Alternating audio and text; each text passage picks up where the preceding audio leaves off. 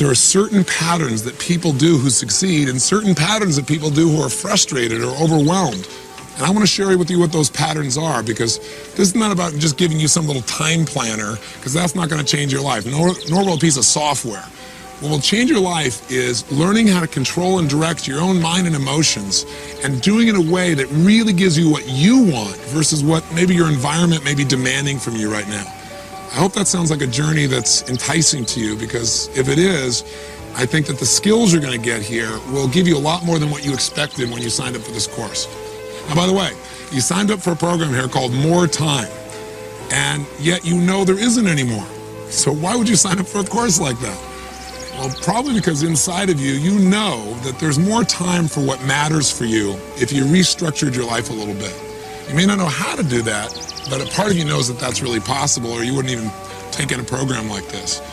In fact, I got a really important question for you, and that is, what is time? I mean, think about it. What is it? What would you say if somebody said, what is time? Well, people have all kinds of interesting answers to that. It's a calendar. It's a measure of activity, some people say. But I would say to you that time is nothing but emotion. Time is a feeling, and we forget that, and that's why we get stressed. Because we don't think about our feelings. We create to-do lists, and we focus on activities. And very often, we get all of our to-do lists done. We cross off all the activities, but we're still not fulfilled. And many times, we've got a bunch of movement, but we really don't have any achievement, much less these good feelings that we're pursuing. I mean, think about it. Time, you've had experiences in your life where time flew, right? Where hours may have felt like minutes, especially if you're with somebody you love or you're doing something that really juiced you as a person, something you're really passionate about. So you and I got to get clear that if we're going to have more time, what we really have to have is more of the emotions we deserve, that we're going to have to learn how to direct and shape our own lives in a new way. And by the way, the promise that's been given to us throughout the years was that technology was going to give us more time, right? How's that work for you so far?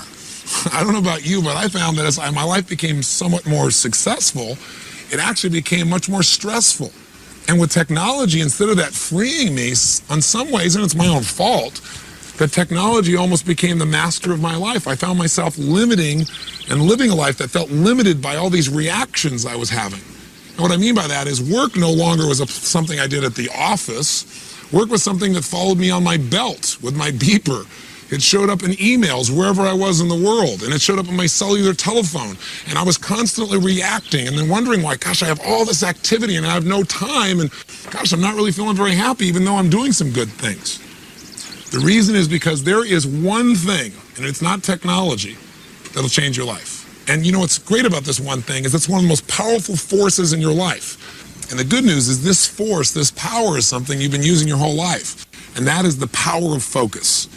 Just by changing what we focus on, we change literally what we feel. What you focus on to a great extent determines whether you're succeeding or whether you're failing in your business, in your career, with your children, in your intimate relationships as well.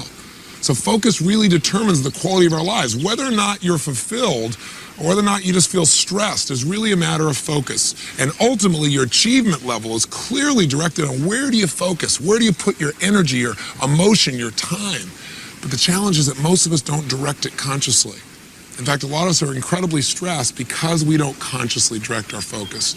Extraordinary people who produce extraordinary results have a different way of thinking. OPA is a different way of thinking.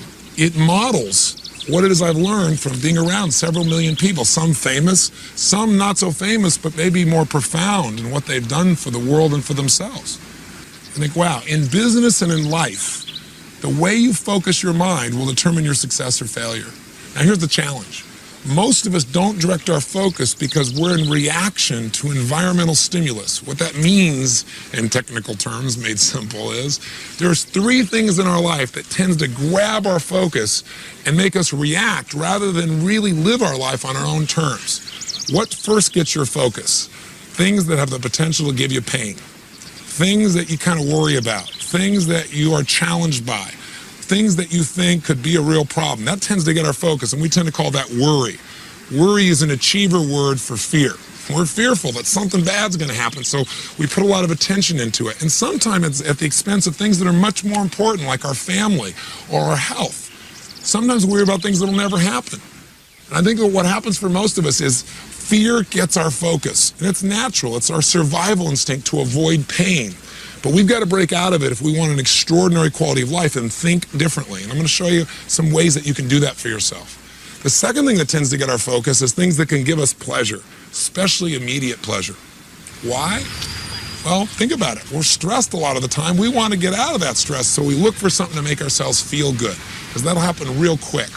And very often we pick things that make us feel good for the moment, but don't really make our life better long term. Very often what you'll do to feel good is go clean off your desk, right? I used to do this all the time. I got all these projects to do. I don't know where to start. I'm overwhelmed. Oh, my desk is messed up. Let me just arrange everything here. Because you know what? I can complete all that and feel really good about myself. Because truthfully, self-esteem, and I hate that term because it's so overused, but a person's sense of identity, our sense of certainty about our lives, our sense of worth, is tied directly to our feeling that we control events, not events control us. When we feel like events are controlling us, our self-esteem drops, our level of stress increases. So what a lot of us do is try and get control of it by doing little things, or by doing something we're really good at. You know, let's say you spend a lot of time in your work and you don't spend much time with your kids because at work you feel like you're in control, and gosh, kids are a challenging thing. They're so different, they're so unique. You think you get all handled and they surprise you with something new, right? So very often we try to focus on those things we feel good about. Sometimes it's the expense of the overall value of our life, and again, we're reacting still. The third area that tends to get our focus, if we don't put the stakes in the ground up front and say, here's what I'm gonna focus on, here's what I want for my life, is sure enough, we tend to get caught up in other people's demands. And then our life becomes about responding to other people's urgencies and reacting. You might say, but Tony, you know, my supervisor is gonna do that, or my boss is gonna do that. Yes, but I think you're going to find when you learn this OPUS system, you're going to be able to get your boss to get results they never had before. You're going to be able to do more for them than they've ever seen before. And you'll be able to literally help them to manage you and themselves more effectively if you have a supervisor. If you're in charge, quote unquote, then I think you're going to find that there's going to be a great deal of fulfillment, and you won't be responding to everybody's demands there either. Does that sound like it might be useful? I can tell you something, as long as you're responding to the things that concern you, the potential for pain or worry, as long as you're trying to get a quick fix of feeling good, as long as you're responding to people's demands, you're living a life of reaction, and you won't get the level of fulfillment, much less the results that you really deserve. So how do we turn that around? Well, first of all, you got to understand the price of focusing on what you fear. And I'll give you a fun, simple example. Years ago, I took up a fun sport, which is auto racing. And when I first went to this racing school, the very first time you get there, here's what they do with you. They put you in a car, and they say, we're going to show you what an automobile is capable of and what you can do. So you get next to this race car driver, and they take you through this course, and they're going 140 miles an hour straight at a wall in a corkscrew turn, and your heart's beating out of you, and they do it. And by the end of this thing, they look at you and say, you know, in 4 days, you're going to be able to do this. And you think to yourself, you're joking. There's just no way this is going to happen. But they say, let me tell you the secret. The reason you're scared right now is you don't know what you'd do if you got out of control. You don't know what you'd do if you got caught up in a spin. And I said, so before you ever learn to drive, the most important skill that you got to develop is learning how to come out of a spin quickly. And when the man was telling me this, I thought, God, what a great metaphor for life. Because we all do really well when things are going well. It's when we go into a spin, when things aren't working out well, when things that are stressful happen, that we kind of lose control of the direction of our lives and start reacting, and pretty soon our fear tends to cause us to end up on the rocks or in the wall, so to speak. So I said, okay, well, what's the secret? He said, it's really simple, Tony. Here's how it works. Here's how you come out of a spin. Focus on where you want to go, like this left-hand turn we're going to need to make. Don't focus on the wall in front of you. If you focus on what you fear, the wall, guess what happens? The minute you focus on it, you steer in the direction of what you focus on, and your life or your car moves that direction. If you focus on what you want, you will automatically steer everything in the direction of what you want. He said, do you ever hear about, you know, somebody driving down like a desert highway, and there's like a telephone pole every quarter of a mile, and this guy's driving his Porsche 100 miles an hour, and it's the telephone pole? And I said, yeah. He goes, that happens all the time. He said, you know why? As soon as people start to feel like they're out of control, they focus on what they're afraid of hitting, and they drive right into it. I thought, that's a great metaphor for life. He said, so all you got to do is don't get scared. Even if you do get scared, you will. Even though you're fearful, focus on what you want, not what you fear. I said, no problem. I teach this stuff. How do you think I did? Not very good. Because what happened was he was smart. He got me driving for a while, and I was concentrating, and I was waiting. I knew any moment he's going to do this. But see, life doesn't give things to you. It doesn't give you challenges when you're ready for them. It's like just when everything's going great, that's when life comes by and gives you a little test. That's like when our Creator says, it's time for you to grow, and you're not ready for it, so you're going to grow the most right now. And so sure enough, I'm driving for 10 or 15 minutes. I'm waiting for us to push the button. After a while, I kind of just get caught up in the rhythm stuff, you know, kind of like getting caught up in your life. And all of a sudden, he pushes the button. We start spinning out of control. What do you think the first place my brain goes? Wham, right at the wall. I'm driving right into it. He is smart, though. He wants to save our lives. He grabs my head and forces me to look in the direction we need to turn. And I'm fighting him because I want to see myself die. Right? Fortunately, keeps holding my head. Now, as I turn and focus on where I want to go, without realizing, what do I instantly do? I turn in the direction of what I want. Now, I got a question for you, though. Do you think the minute you turn and you do the right thing, because now I'm doing the right thing, I'm turning the right direction, do you immediately get rewarded for that? See, we have a thing called momentum that's still going on. We're in what we call lag time right now, where we're doing the right things, but we're not getting the reward because of the old momentum. It's kind of like you ate like heck for 30 years and now you've eaten well for 2 days and you go, gosh, I'm not getting the result yet. Keep focusing, keep eating the right way, and it'll turn. But you got to keep the faith. You can't look back at the wall because that's what you want to do. You want to look back and go, it's not working. I want to see the failure. I want to see the crash. Fortunately, he keeps holding my head. And what happens? Sure enough, we turn. And a few seconds later, the wheels catch and we turn and we miss the wall by about 2 or 3 feet. My heart is beating out of me. He goes, did you learn? I said, I learned. Did I learn? No. It took 3 or 4 more times of doing this, of him forcing my head before I finally got it down. I got a very important question for you, though. If you focus on where you want to go, are you guaranteed not to have problems, guaranteed not to hit the wall? The answer is no. You could still hit the wall. But let me ask you an alternative question.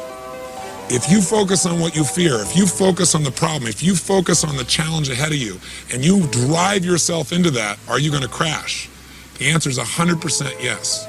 So there's no guarantee in life, but if we focus on what we want, our outcome, which is what OPA stands for, the first O in OPA is outcome. What do I really want? If we focus on that, our chances increase geometrically. If we focus on our fear, we got a real problem. So the obvious question becomes, okay, well then how do I control my focus, Tony? Do I just think positive? Well, let me give you a clue. I don't believe in positive thinking. I don't believe you should go to your garden and say, there's no weeds, there's no weeds, there's no weeds, and do a bunch of affirmations. I got news for you. The weeds will take your garden. I believe in something really simple. I believe in seeing life as it really is, but not worse than it is. See, most people say, well, I'm just a skeptical person. I'm just a pessimistic person. What they're really saying is I'm fearful. I don't want to get my hopes up. I don't want to be disappointed again. But I'm here to tell you in life, you got to see it as it is and not worse than it is. You can't try and protect yourself, or you protect yourself from success. You protect yourself from joy. You got to get your hopes up to make life work. So see it as it is, but not worse than it is. Second, you have to see it better than it is. Otherwise, there's no drive to make things better. You got to get a vision for what you want. What's the outcome? What's the vision for your life? Otherwise, you'll get caught up in the to-dos of daily living, and you'll say, gosh, you know, I don't know what it is, but I feel like my life's about making a living instead of really experiencing life. So if you get a view of what your outcome is, of what you really want, wow, the game changes for you. And then once you know how it is and then you have a vision for how you want it to be, then the obvious third step to succeeding is you got to make it the way you want it. And what we're going to show you with OPA planning is how to do that. Now, from a practical perspective, how do you actually change your focus in a second? Well, the way you and I do it is by asking questions. You see, when we say we're thinking, what we're really doing is asking and answering questions in our mind on a consistent basis. That's all thinking is. Thinking is the process of asking and answering questions. And if you ask a lousy question, what are you going to get? A lousy answer. So if your question is, how come I can never lose weight? Your brain gives you an answer, because you're a pig. Or if you say, how come I can never pull this off? Your brain says, because you're a schmuck, because you're not ready, because you came from a dysfunctional family, or whatever lousy answer comes to a lousy question. What would be a better question around this idea of losing weight? Well, you could say, well, instead of how come I can't lose weight, you could say, how could I lose weight? Challenge that question. It's a little better, but you'll probably say, I'd go on a diet. And diets are painful, so you probably don't want to do that. What would be a better question?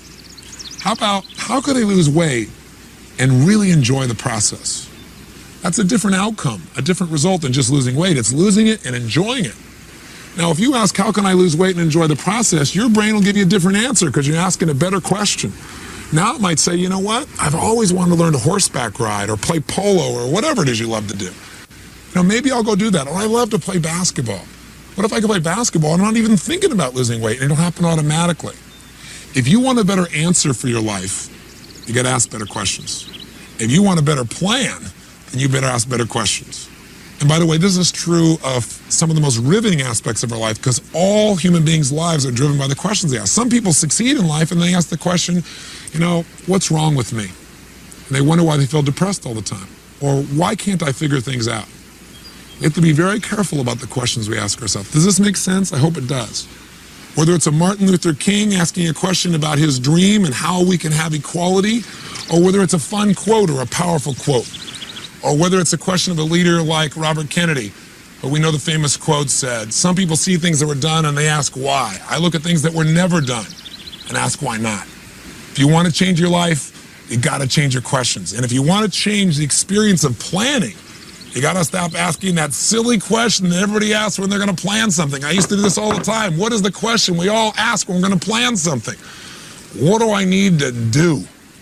That is the wrong question. So why is that a lousy question? Why do we not want to start out when we're trying to plan our day or a week or a month or a life by saying, what do I need to do? Because you don't know the answer of what you need to do until you decide what it is you want. What is it you're looking for in your life? If you think about it, we've seen all these new time management systems come out, and I've used them all, and they all added some value to my life. But none of them really helped me to achieve at the level I now achieve, and they certainly didn't help me to really be fulfilled. They were about making up my to-do list of all the things I needed to do, and I found myself at the end of the day, even when I crossed everything off, very often still not feeling fulfilled. Because a lot of times I got everything done, but I didn't really achieve anything, and I've learned in my life not to mistake movement for achievement. See, 100 years ago, 200 years ago, maybe it was okay to make a to-do list because life wasn't that complex. The thing today is you're the mom, you're the dad, you're the husband, you're the wife, you're the lover, you're the community activist, you're the top peak performance athlete, you're the marketing manager for the company, you're part of the coach of the Little League team. And what you need to do depends on, are you being a mom right now, or are you being a business person? Are you being a lover? Or are you being a best friend? Are you being a daughter? Who are you being? And we can't just try and manage all these roles also of our lives and expect we're going to have a life that's fulfilling when there's so much going on. We need a simple system that will help us before we try to design a plan for our time, to really design a plan for our life. And that's what you're going to do starting today. And it's not perfect, and it isn't something that's rigid. It gives you all kinds of flexibility. But it allows you to decide, hey, these are the areas of my life I'm really going to focus on. I'm going to make sure I put a certain amount of my time and focus right here in my family, right here in my physical body, so I have the energy I want, right here in my emotional well-being, right here as being a marketing manager, right here in my business and empowering the people that I work with so that we have a great environment, that we don't just get results, but we have fun. So we're going to show you a system for how to do that. And once you have the plan for your life, then your planning will not start with that silly question of what do I need to do? That's a lousy question. You're going to ask a different question. You're going to ask 3 of them and in a very specific order. And I'll just tell you up front, it's really simple. The OPA word stands for the 3 questions. Before I tell you the 3 questions, let me tell you what anyone who succeeds knows. You find anyone who's successful in any area of life, business, finance, emotion, they're happy, they're fulfilled. Here's what they know. Number 1, they know what they really want. Most people don't know what they really want. They don't know what we call their outcome, their result. And when you don't know what your outcome is, when you don't know what you really want, life can be really frustrating. Life becomes a bunch of things you have to do, and it doesn't give you any juice. You don't have a clear direction for your life. And without a clear direction, very often you end up on the rocks of life. You just don't have the guidance, and you don't have that sense of that my life has some kind of meaning. The second thing that people succeed know is not only what they want, but why they want it. Because the reasons are what drive us as human beings. That sense of purpose, that's where the emotion is, that's where the juice is. Not just getting a target, but knowing why we want that target. That's what will get you to have the energy to actually follow through. And then the third question they know is, what do I need to do to make that happen? And people that know what they really want and know why they want it can usually figure out how to make it happen because they got enough drive and enough clarity about what they want. So OPA stands for those three questions in a very specific way. Let me tell you what OPA gives you: freedom. Because what happens in life is most of us think our to-do list has to get done.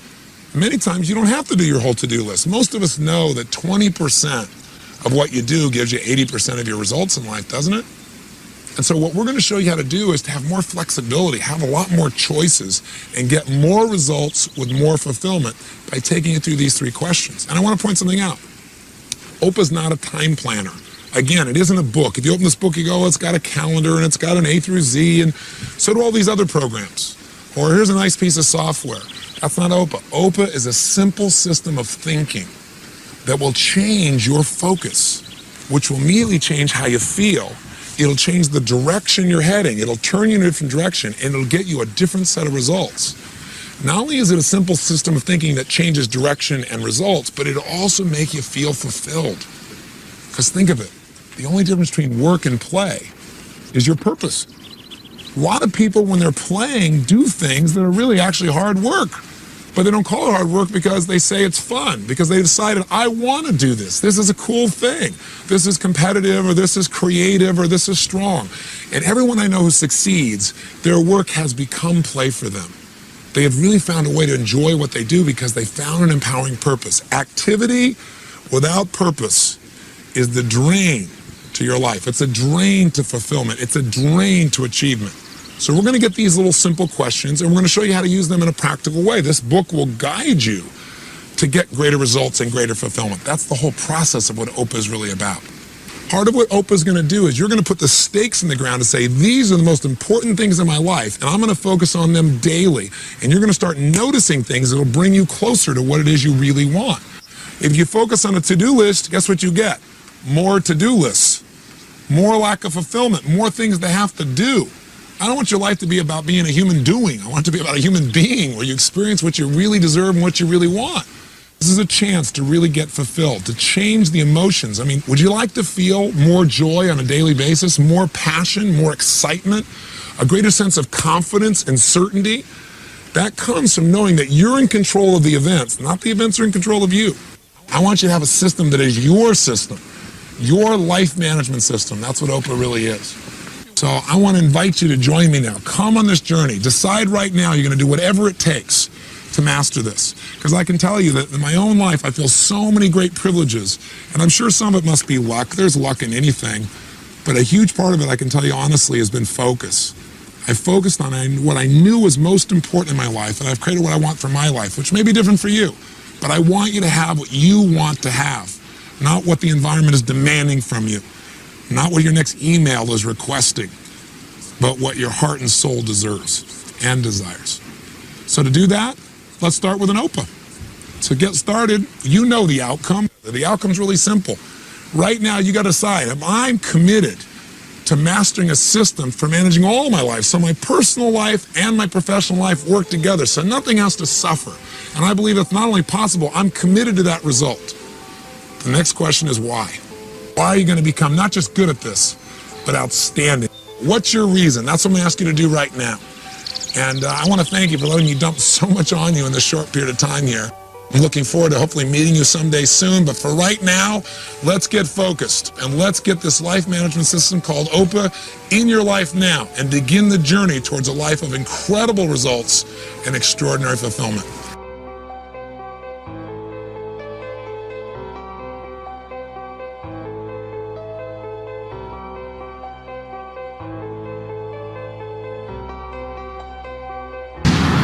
You know, we're living in a time in which stress seems to be almost epidemic, especially for achievers. Everybody talks about being stressed, especially those people who are really trying to do something meaningful, really accomplish something. And I want to make sure that your drive for success or to make a difference really leads to the joy and the fulfillment and the excitement and the passion and the pride that you're really looking for. In order to do that, whether or not you're feeling fulfilled or whether you're feeling frustrated, to a great extent has to do with where do you spend your time? What zone, what dimension of mind, emotion, and focus do you spend your time in? For example, do you spend a lot of your time really looking for distraction, looking for a way to escape the stresses that are already there in your life? Or do you spend more of your time getting seduced by things that really aren't important, but they appear to be urgent and you kind of delude yourself into saying, well, I got to do this right now, when really, truly, you don't have to do it right now, but you add that additional stress? Or do you spend your time in drama, where you're doing things that really are important and they're really urgent? You got all these deadlines that have to be met right now. Maybe some of the deadlines that are stressing you out now because things weren't handled earlier on. Or have you managed to spend the majority of your time in your life in what I call the zone of fulfillment? That dimension where you're doing things that are really important, but not really urgent. And as a result, you tend to be at your best because you've taken away the stress. Take a look at what I call time targets. So let's start on the outside as this assembles now. The outside circle here is really where most people spend their time. It's in escape. In fact, it's doing things that are not urgent and they're not important. I call this the dimension of distraction. Or for short, you could just call it the escape dimension. This is what happens for most people. They have all these goals and desires. They don't know how to manage them all, so they look to escape. How? Drink some alcohol. Go hang out. Go watch television. Do something that for the moment is escape. Now, is that all bad and all wrong? The answer is no. But if you spend the majority of your time there, you won't be fulfilled as a person and your stress will actually increase. Now, the next circle, closer into the target, is that area that we call the dimension of delusion. That's because this is the area where you start doing things that are urgent. This is where you spend your time, but they're really not that important. And what fits in this category? Emails. I mean, these days, all somebody's going to do is type something and they can send it to 50 people with one keystroke. So a lot of us end up with a lot of emails that don't really, they beg us to respond immediately, but would you agree with me? A lot of it is just things that seem important, but really aren't important at all. They're just urgent because there's this demand that says, handle me, I'm here on your screen. The more classic example is the telephone. I mean, the phone rings and you're in the middle of something really important. And now you run to grab it and break the pattern of your focus and your feelings. Now, if we go to the third ring, the one closest to the bullseye, that's urgent and important items. That's the dimension of demand. That's where something says, we got to do this right now. You're going to have to spend time there. And a good portion of your life, if you're an achiever, is spent there.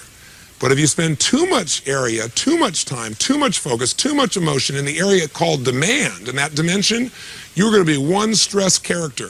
So you've got to have a certain percentage of your time here, but not more than you need. And life will give you plenty of urgent and important things to deal with without you not doing your part. Where do you want to spend the majority of your time? You want to hit the bullseye as often as possible. That bullseye is the dimension of fulfillment.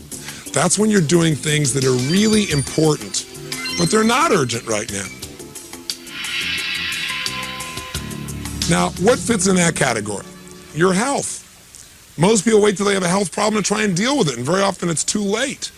We got to make that something that, even though it's not urgent, we make important, and we make that the time we spend no matter what. We spend time in what's important. So one of the secrets here is to identify, where do you spend your time? Are you spending 20% of your time in the zone, 60% of your time in urgent and important, called the dimension of demand, and then 5 and 10 or whatever in the other two? Are you spending 50% of your time in the zone? Let's do some time accounting of last week. Go for it and let's do it right now.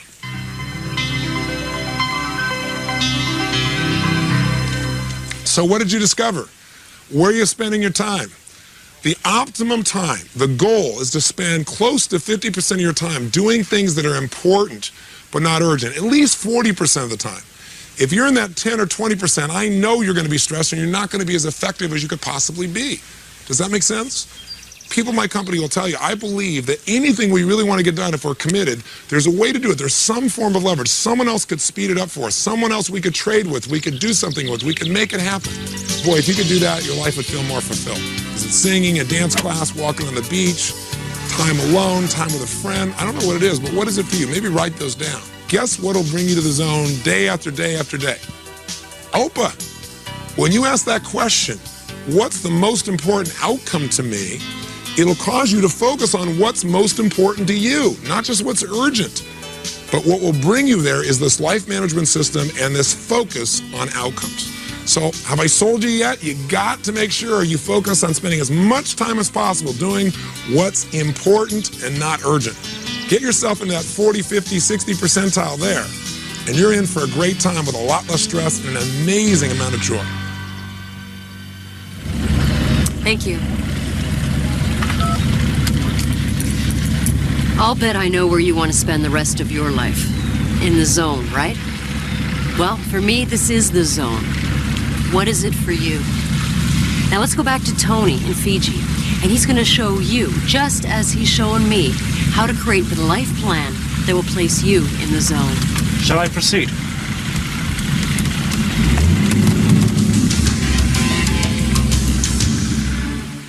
Now we're going to talk about categories of improvement. What we're really talking about is creating a life plan for you now. If you don't have a plan, you fall into somebody else's plan. It's the old thing of, if you fail to plan, you plan to fail. It's an old overused phrase, but it's really true. Without a plan, your focus goes to what you fear, something that could give you pain, or it goes to something that gave you pleasure for the moment so you can get out of the stress, or it goes to something that someone's demanding for you. We want you right now to begin to create a life plan. In order to have a life plan, you got to have something you can manage. Think of this as a life management system. If you're going to manage your life, you got to look at what are the areas of your life that you really need to manage in order to succeed and be fulfilled. We call these areas, obviously, areas of management. There's only two primary areas of your life you really have to manage. Area one is obviously your personal life. And we're going to take a look at what are the areas that you need to focus on a regular basis in your personal life in order for you to not only be fulfilled, but have a life that really works. In your professional life, there are a lot of different things you got to look at. If you try to think about all of them at once, it's a bit overwhelming. But virtually everything you do in your business life or career can fit into 4, 5, 6, or a dozen categories. Think of it as areas you're going to focus on. And the reason we call them categories is we don't want to just focus on them. These are areas that we want to continuously focus on and do things to improve them. Now, if you don't come up with an area and actually define it, life tends to grab your focus. So for example, in your personal life, what would be an area that you would need to continuously focus on and continuously improve if your life's going to work? Well, one area of your life would have to be your physical vitality and health.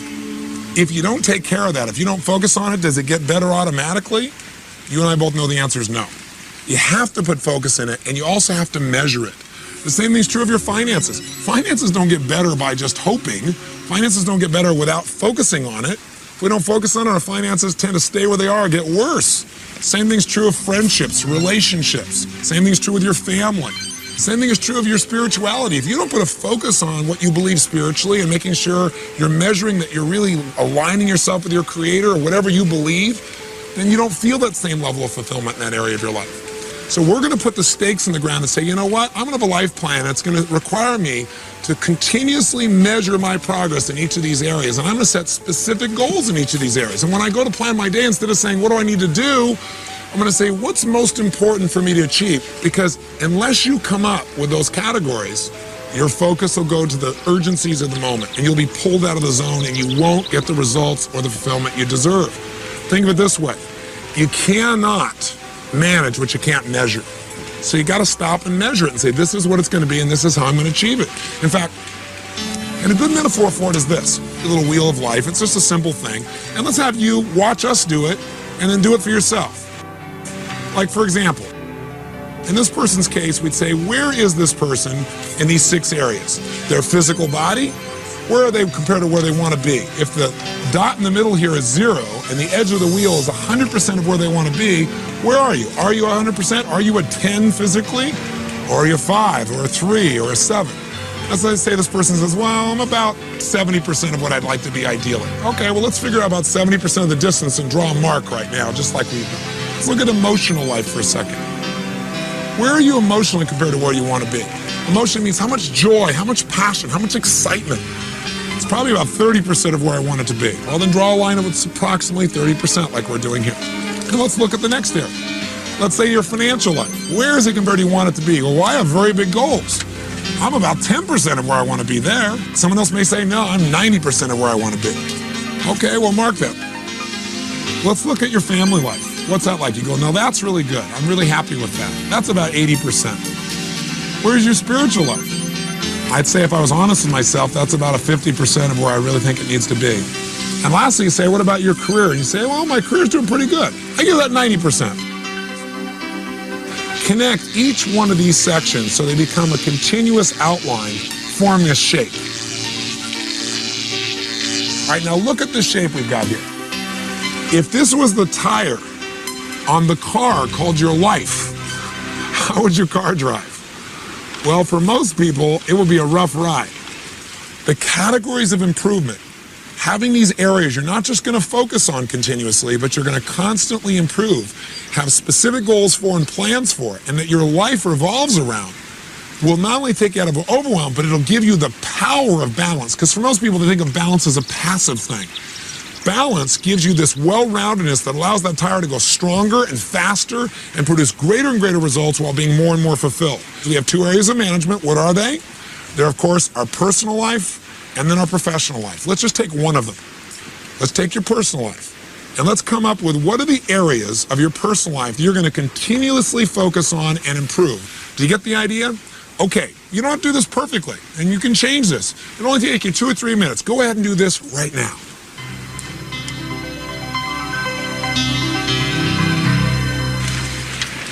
Now, that was pretty easy, wasn't it?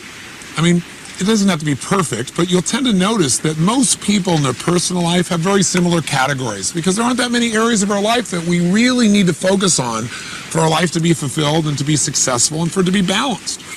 Our professional lives tend to vary a little bit more because it depends on your profession. So now we're going to make that set of categories.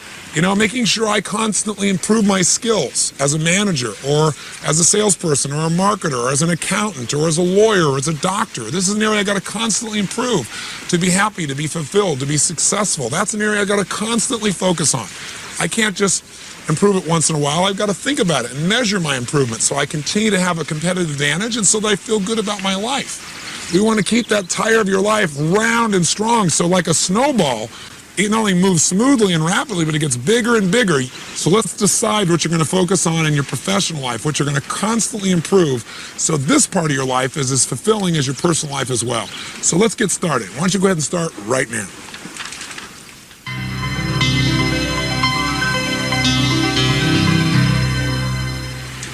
So how'd you do? I'm sure not perfectly. I know I was far from perfect making my first list of professional categories, but you can make it better. You're getting a start here. Roles are the places, the way you think about yourself, I guess I should say, as you're working in this area. So for example, if you go, I got to work on my finances, it's different than you say, you know, I need to work on being my financial genius today. Because when you're feeling a financial genius, it makes you smile. It puts you in a different place. In these areas of your life, these categories of improvement, let's juice them up. Let's say, and the area of your physical body, maybe we'll put a word or two there like world-class fitness, and then we want to create 2 or 3 roles, or maybe more. Who are you? You're an athlete. You're maybe an Adonis, right? Something humorous, something that'll juice you up, something that'll make you smile, something that'll say, wow, when I think about that, I want to go there. I want to spend time in that particular area of my life. I'm a pilot, for example. Saying I'm a pilot is interesting, but when I go, you know, I'm a licensed source of passion. That makes me laugh. That makes me smile. That allows me to share that feeling with other people in a different way. Let me give you some specific examples of how this could affect you. I had a woman who came to one of my seminars here for more time, and she was really frustrated, really depressed. And she raised her hand and she goes, well, what if you got categories, but you don't want to make any categories because you hate your job? I said, well, you know, let's talk about that for a second. What's your job? She goes, well, I'm a school teacher. And the look on her face made you know that she wasn't too terribly thrilled about it. So I said, well, what do you associate to being a school teacher? What are your roles as a school teacher? Because when you have an idea of who you are, you come up with these beliefs about what you are. She goes, well, I'm a disciplinarian. She goes, I'm basically the enforcer of the state's will. I'm a babysitter because their parents never took care of these kids, and so I have to constantly discipline and babysit them. And she was rather harsh. I said, ma'am, I understand how you feel, but can I ask you a question?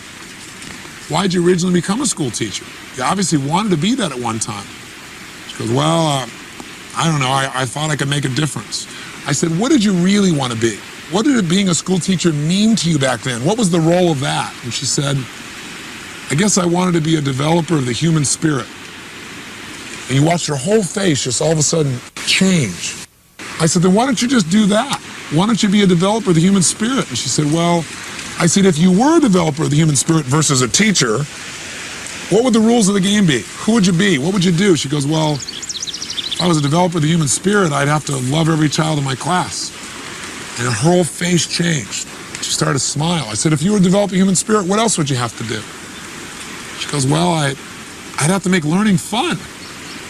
I'd have to get to know the parents and not make them wrong and help them understand their own children and what's happening in their lives.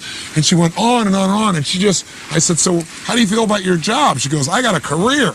And it was that second of shift that happens when we change what something means. Words have power. They change our biochemistry. You ever had somebody call you a particular word and felt the change in your body?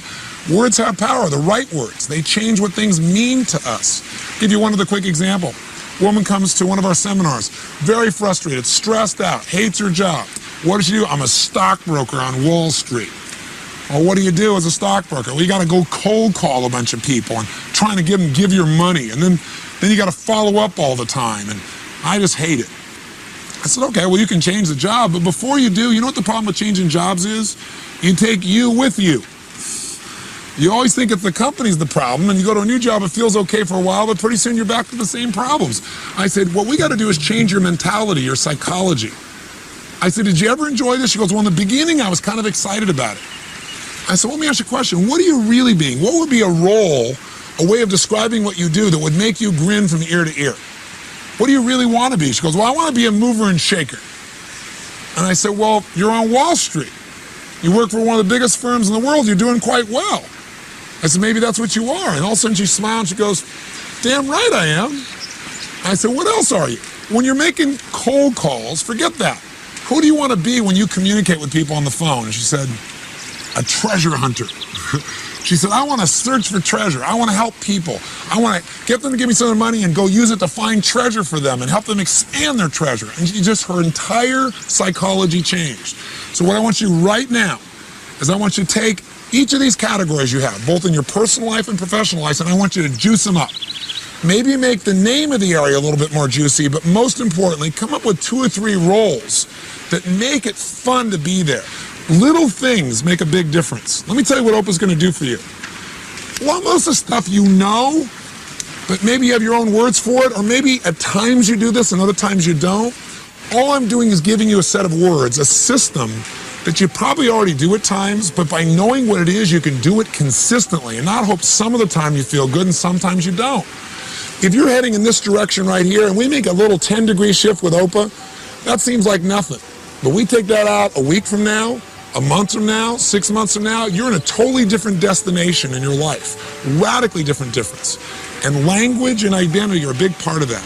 But start this process right now of juicing up your life by figuring out what are the roles you're going to play in these areas that are so important in your life called categories of improvement. Let's do it right now.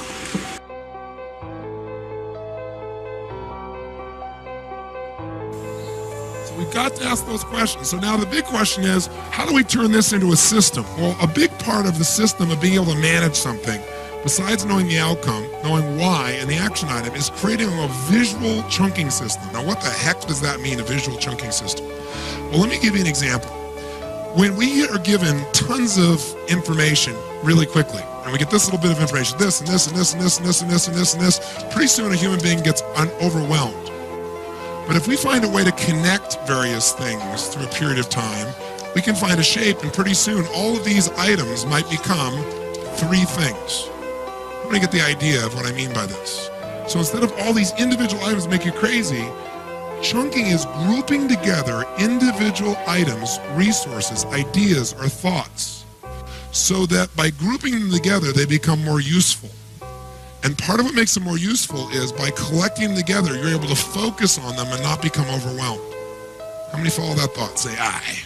So I'll give you an example, and let's test your chunking ability real fast. I'm going to show you a series of letters, and what I'd like you to do when I show you those letters is I want you to immediately chunk those letters. What I mean is I'm going to show it to you very briefly, and the camera should only look straight on here when I go to show you, and I want you to write them down, what you remember. I'm going to give you a very brief time to look at it.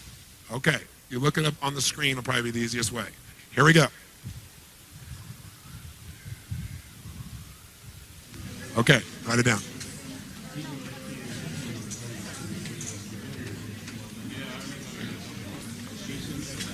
Raise your hand if you're finished. Raise your hand if you're finished. Okay, great. So I'll turn around now and then see how accurate you were. How many got them all accurately in order? Let me see a show of hands. Okay, keep your hands up. So we got less than 5% of the room, probably 3% of the room. How many got, well, how many letters are there? I think there's 11. 1, 2, 3, 4, 5, 6, 7, 8, 9, 10, 11. How many got, of the 11 letters, you got at least 7 or more of them accurately? Okay? How many got less than 5 accurately? How many got less than 5? Okay, good. So what if I said to you, now how did you try to figure this out? How did you try to remember this? Someone who succeeded and did it. Sir, did you get them all? Okay, tell me how, now what I want to see is how he chunked it. Now what does chunking mean? He didn't try to get the whole thing at once. He grouped it in some way, I'd be willing to bet. That's why he was able to retain it. So how did you chunk this? EUB, QEL, and EUB, then QEL, QEL, and then QRAW, or UU. Okay, so he chunked it into 3 chunks. Okay, and that helped him to remember it. Okay, give me a hand, nice job. Yes. Tony, I didn't write them down, I just flashed on it and I know what the word is. You know what the word was? Yeah. Okay, what's the word? Albuquerque. That's correct. What if I wrote it this way? How many of you would have been able to write it down? Can you see it? How many of you wrote it out that way, you would have been able to write it down immediately? Let me see a show of hands. Sure, because you recognize Albuquerque, because Albuquerque is 1 chunk for most of you. But it was all these things that were random, most of you weren't able to get it. Many of you tried and failed. Let's see why you did. Now, are you from Albuquerque? Do you know anybody in Albuquerque? I live about 100 miles from there. Why would he be able to see that when it looks nothing like Albuquerque? Because when something becomes part of your focus, like when you buy a certain car or you buy a certain outfit and all of a sudden you see that car or outfit everywhere, well, once you do that, all that information was always around you, but it's become important. So part of your brain sees anything that would relate to it. That's also what happens when you have a clear outcome. When you have a clear outcome, suddenly you start seeing Albuquerque where other people see nothing but a mixture of stuff. You start seeing with your outcome how to achieve it where no one else can figure it out because you have a clear outcome. I did this once in a seminar a couple of years ago, and the lady said, I know where it is, it's Albuquerque. And I said, do you live near Albuquerque? She said, no.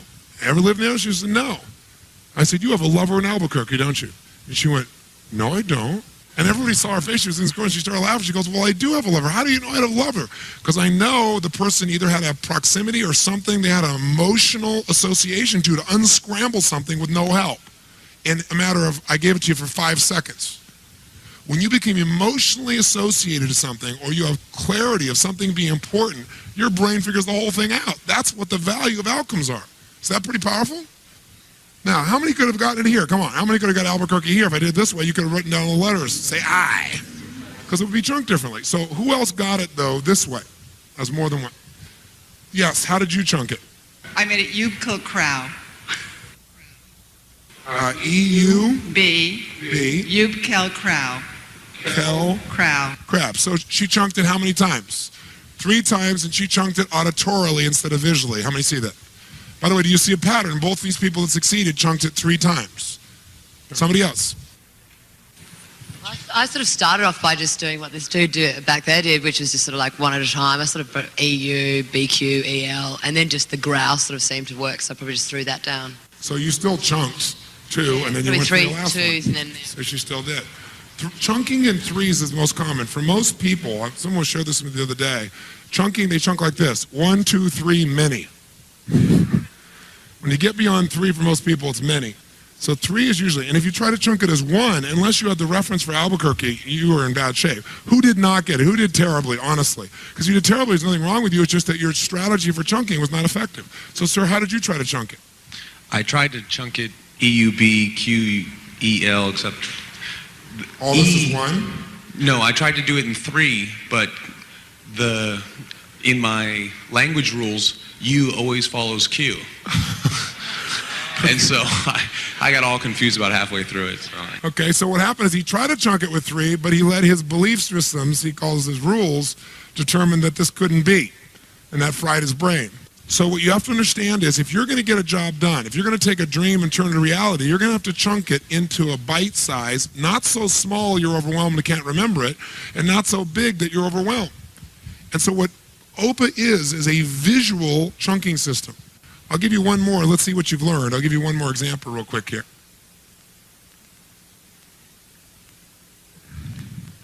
Are you ready? This one's easy. Ready? Put your pens down. I want you to remember this in your head. This is a chunking thing. Here we go.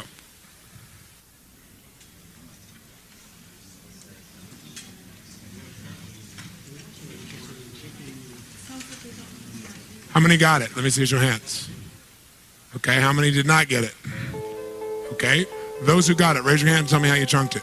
Yes, ma'am. I read it out loud to myself. I said, that says Turaparini. Turaparini. 3 syllables, 3 chunks. She used auditory, 3 chunks. Give her a hand, nice job. Oh, come on, give her a real hand. Who else got it? Yes, ma'am, how'd you do it? I'm a linguist, so I tend to look for the word that I know in any of the languages that I've studied. In this case, T-E-R-R-U is like earth. Oh, that's interesting. And I kept it in my mind. Earth. And the Pyrenees in France, so I kept a mountain. So the point is, the ideal chunking system is 3 if you have no reference. If you have a reference for something, you can chunk it in a larger chunk. For example, driving your car, your stick shift now is 1 chunk for most of you. In the beginning, it would have been useful if you could have said, okay, there's the things I do with my feet, there's the things I do with my eyes, and the things I do with my hands. But what happens for most people is they go, well, what am I going to do? I got to put this, and I got to do this and this, and they have no chunking system in the very beginning, and so they're overwhelmed. But very quickly, unconsciously, your brain begins to chunk 3 things, and eventually, when you're familiar enough, it becomes 1 thing. It's like it all come together in your head, and you'll be able to do things no one else can do. How many follow? So what I did with the human brain is chunk the entire psychology of what makes a human being do what they do. So that's what you can now do with your life as well through this process.